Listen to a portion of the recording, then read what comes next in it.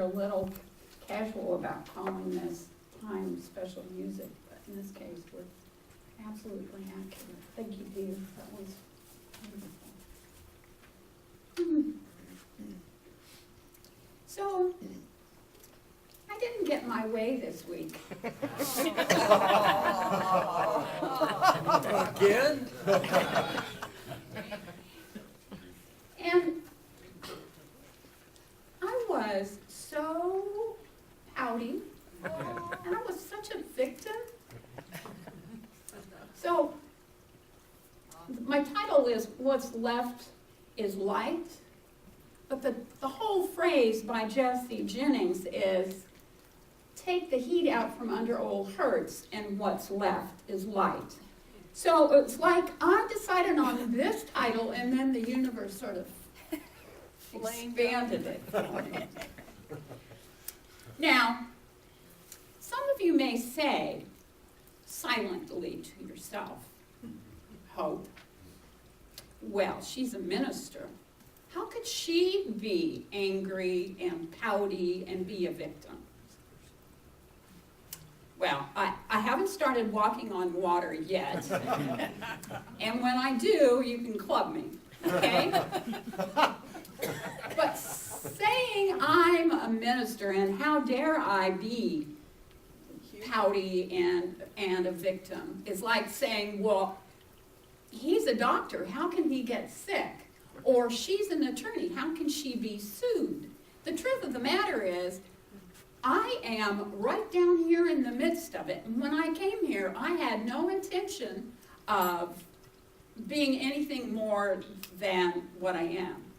And what I am is often pouty and petty and not very gracious. So then it becomes the conversation after my pout was, what's that about? And how come we do that? Why do we flip back into that old victim role? And so that's the conversation.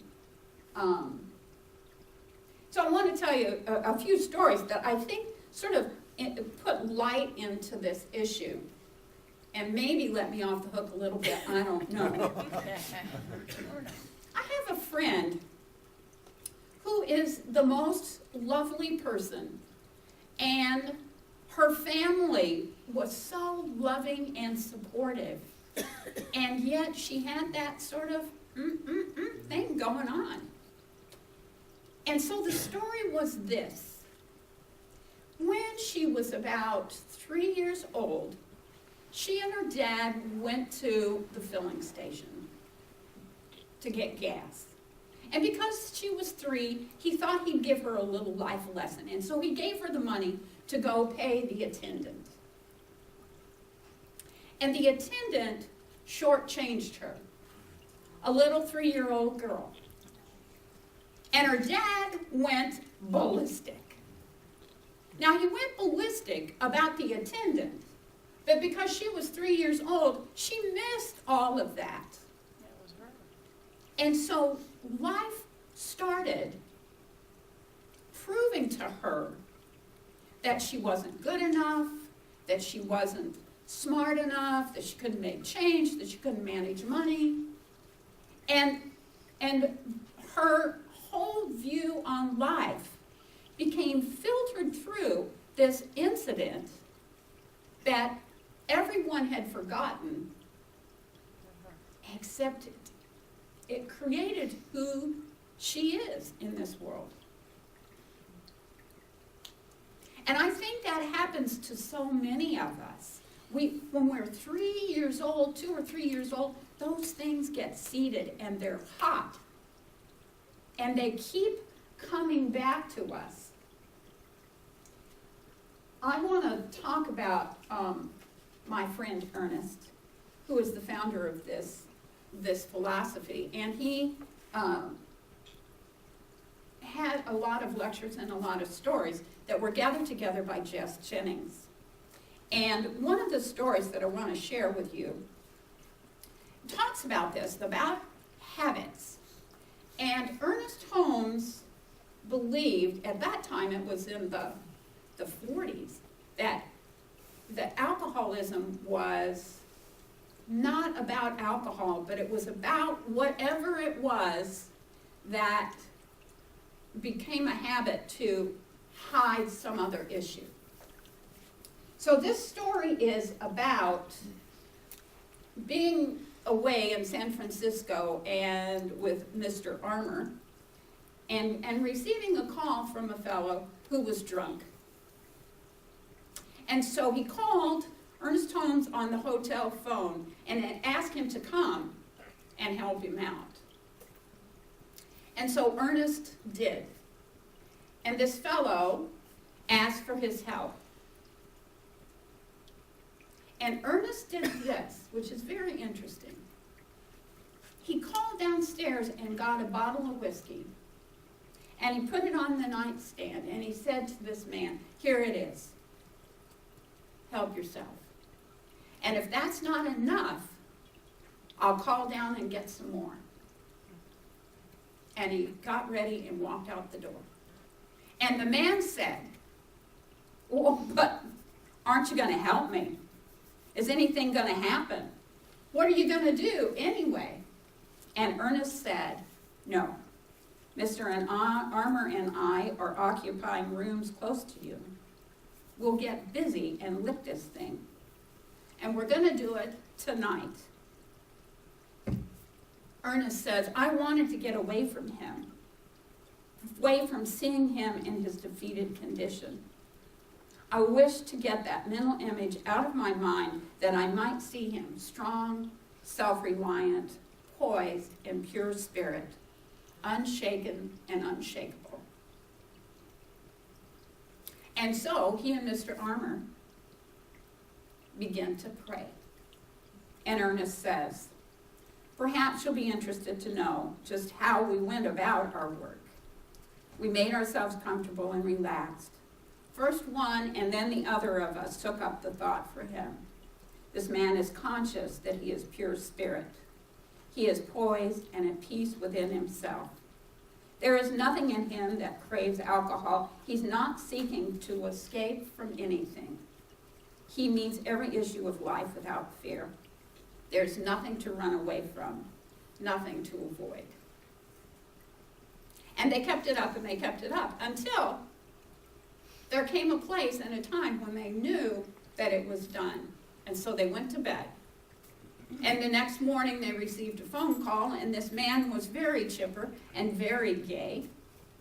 And he said, "Can you come to my room?" So Mr. Armour and Mr. Holmes went to his room, and he said, "The bottle of whiskey, the booze, is in the closet. I'm done with it." And he was. That was the end of his alcoholism, the end of the story, because Ernest Holmes had prayed underneath the problem. And when we take the heat out of the problem, all that's left is light. And then Ernest says this: "We are all marked to a certain degree by the experiences of the past. And since we cannot or should not wish to obliterate memory, it becomes necessary for us often to reverse our thinking about the past. For instance, let us say that someone breaks a limb, suffers considerable pain, and goes through a long and trying period of recovery. It is most certain that there's no need of forgetting that he had gone through this experience, but at the same time, there's no reason why he should continually relive the memory of pain and anguish that went along with the experience. So it is for this reason that psychology definitely states that it is not the experience through which we go, but rather our emotional reaction to it, which causes its harm. Somehow, however, some seem to take a particular delight in inflicting such torture on themselves."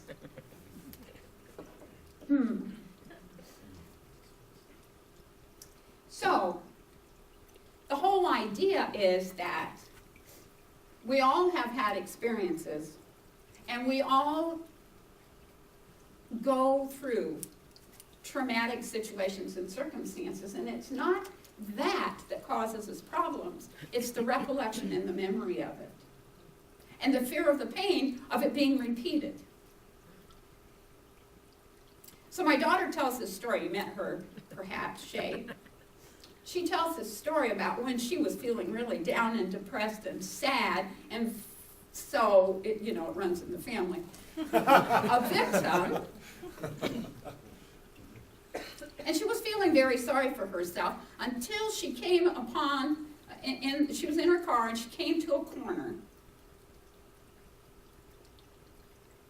And there was a man in a wheelchair crossing the street using only his breath power, blowing the wheelchair across the street because he had no arms and no legs.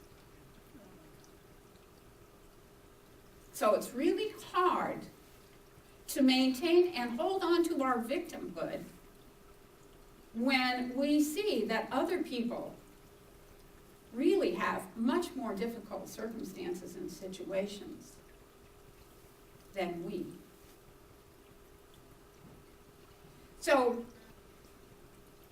Mark Nepo, I use him and reference him a lot, tells this story about his friend Robert, who was going to clean out the fish tank. And so Robert took the fish and put them in the bathtub while he scrubbed out the fish tank. And when he came back to the tub to put the fish back into the tank, he was shocked that the fish were all swimming around in the same size circle that they had been in the tank. They had this whole huge, expansive place to swim in. And yet, they limited themselves to this tank size. And I wonder how many of us actually do that to ourselves. We take those old hurts, those old sadnesses, and we nurture them and we stay in that venue. When we have a whole expansive repertoire of feelings and emotions and possibilities to use and to live with. But we don't do that. It's like holding an elephant in one place simply by tying a rope to its leg. That elephant can move at any time. Those fish can swim as expansively as they choose. And still, they play the old recollection, the old habit, the old memory. And how many of us do that? And I proved today, this week, that I do that. Flipping back into old belief systems, old habits that don't serve me. There's another story I wanted to share with you. It's by Patricia Lawrence, who wrote for Chicken Soup of the Soul in her story about how to make a difference. And so Patricia Lawrence was feeling sorry for herself because she was a single mom and trying to put her kids through college. Her daughter just had a child and was unmarried. And Patricia Lawrence was getting ready to break up a relationship that she had found very satisfying for several years. And she was feeling sorry for herself. And it came about that because she was a writer, she was called upon to go and interview a woman who was only identified as Jan. And so she went to visit Jan. And Jan had had the same disease that Mark Hansen had had. Jim Henson, the puppet Right. guy, Yeah. and he had ultimately died of it. But she had been a musician, playing the trumpet, teaching children how to sing, and suddenly she fell ill and was taken to the hospital. And the disease had advanced so rapidly, deteriorated her hands and her feet, that she had to have all of her limbs amputated. So when Patricia met her, she was driving, she was caring for her children, she was thinking about adopting another child. She was back to teaching music, she was back to playing the trumpet. And the story was that when she was in the hospital, and the physical therapist people said, we can have you back in just a short period of time, living a life like you have been living. And she felt so unable to step into that challenge. She just felt overwhelmed and resisted getting prosthetics. She was very depressed. She was feeling justifiably so, I believe, like a victim. And so she prayed and asked for help. And the answer came to her. The Bible opened up to Romans 12, which said this, the new version. Don't copy the behavior and customs of this world, but be a new and different person with a fresh newness in all you do and think. Don't copy the behaviors and customs of this world, but be a new and different person with a fresh newness in all you do and think. And so that phrase from the Bible ennobled her to consider and to follow up with getting prosthetics. And now her life is full and rich. She's no longer sees herself as a victim. And so Patricia Lawrence says that every time she finds herself in a difficult situation, or every time she finds herself challenged, she returns also to that phrase, to be a new person.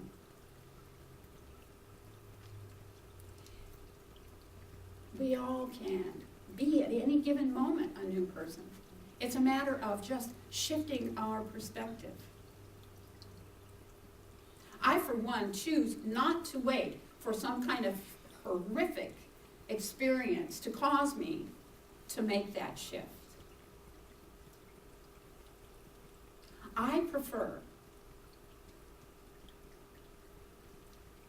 to swim big and large. I prefer to be able to walk freely. I prefer not to be a victim any longer of my own making, a victim to my own belief systems, a victim to my own belief in the way I think things should be, and how dare they not do it my way.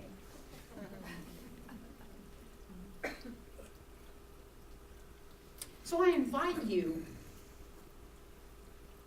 to consider Jesse Jennings' phrase about take the heat out from under the old hurts and allow the light to be what's left. I love you all. Namaste. So I would invite the practitioners to stand and join with me as we have our affirmation and prayer. Before I go on, I want to mention to you that on February the 2nd, we're going to have a celebration of the practitioners. So I would invite you to bring little snack foods and join us in acknowledging the power and the unity and the gift that each one of the practitioners represent to this community. We would not be the same without them. So that's February the 2nd. Okay? And I would remind you that there is this prayer box over here. If you are ready to let go of the little circle that you're swimming in, I invite you to put a prayer request in. Because these people know how to hold the truth. And I have to tell you that I turned to them this week, and they were ever so gracious and not judgmental of me. At least not publicly. So allow me to go within, and I invite you to do that with me. As I acknowledge that there is a pattern, there is a divine presence, there's a unifying force and source for all good. As I acknowledge that I am one with the one, that I'm part of that whole. As I acknowledge that I do not have to fall back into old, negative, limited thought patterns. That I can make a choice to swim in the ocean, to live an expansive life, free from limiting beliefs and old hurts and emotions. And I absolutely know that as I give over and ask for guidance and directions, the answer always comes. And I trust that. I trust the truth that flows to me from the universe in unique and perfect ways.